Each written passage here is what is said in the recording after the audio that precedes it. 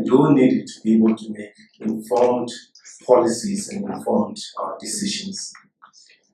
I come more from the humanities, and we do a lot of desktop research as people in the humanities of doing philosophy and all of that.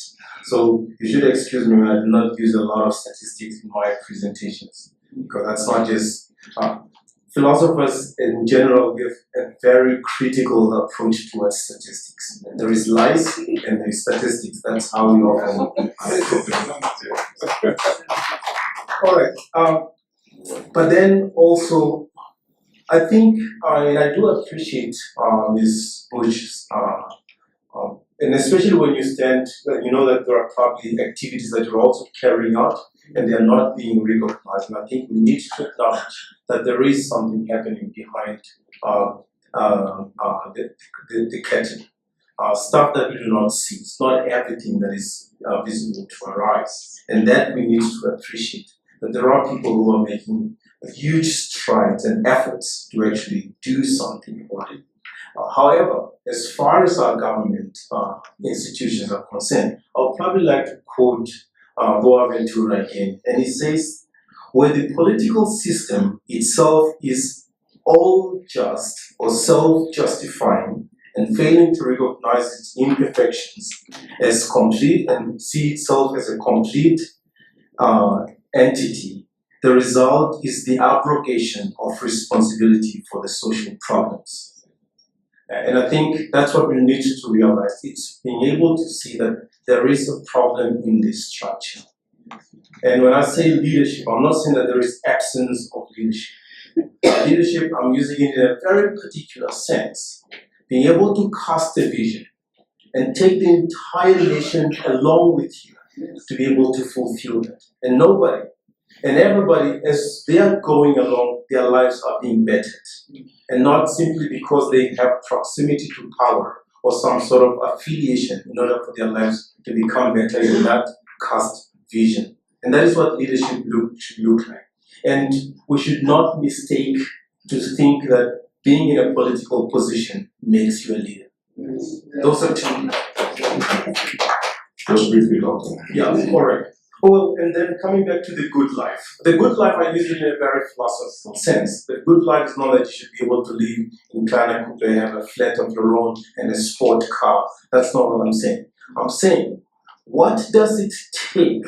What are the tangible measures by which we say that once an individual in society has these tangible measures, they are actually living the good life? And are those tangible measures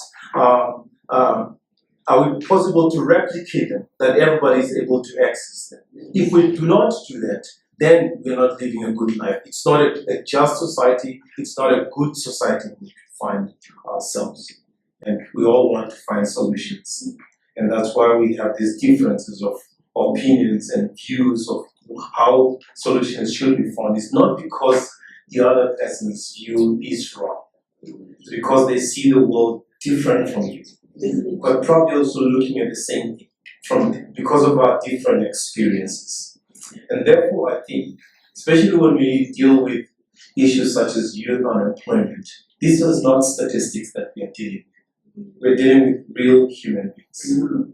One of my students, when I asked him to tell me a little bit about his unemployment experience, he says eventually he got a job, but now he's studying to actually get a degree in psychology. And he says, when I was unemployed, immediately after school for about 7 years, it's not because I was just not working. Even my brain was not working. That's how I felt less human. I didn't know what to do with my own life. So these are the realities that we are talking about when we are speaking about youth unemployment. People who have lost hope. Sometimes, some also that there may be opportunities available, but they do not know how to access them. And this is why we say, how do we coordinate the resources that we have to bring them to the people that need them, to be able to access life-enhancing opportunities. So therefore, Let's not make judgment on others based on where we come from, based on what we have achieved, the opportunities we were able to access, and think that because I was able to access certain opportunities, you too can do. No, you can't. That's what's really different about us as human beings. My opportunities do not necessarily translate that my children will have similar opportunities, or my cousin, or my friend, or my neighbor also. Ms. Yatoibo asked a very interesting question. I think Mr. Muya has already answered part of that. But I also think that when we think about the tender system in Namibia, what enhanced the apartheid system is that the apartheid system gave tenders to briefcase companies. And that's how individuals became very wealthy overnight under the apartheid system. Tender system didn't start with us after independence. It has been there.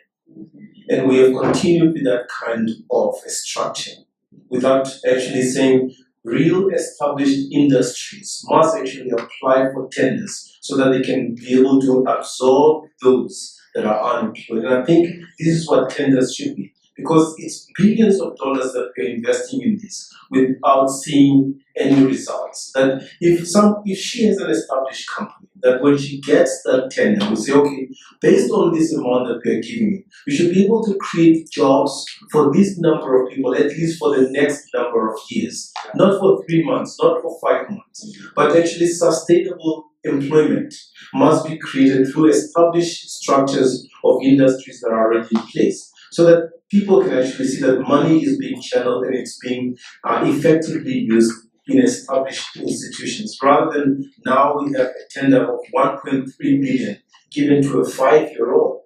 And you're wondering, where is this company? How many people is it going to employ? These are the realities, that the kinds of structures that we have are not helping in undoing the social realities that many young people are experiencing. What we are doing with carelessly giving out tenders is that we are enhancing greedy individuals to exacerbate the pain of our young people by furthering actually unemployment and inequality too. So I do thank you for attending here tonight. Thank you for the criticism. Thank you for the dialogues, and may these conversations go on.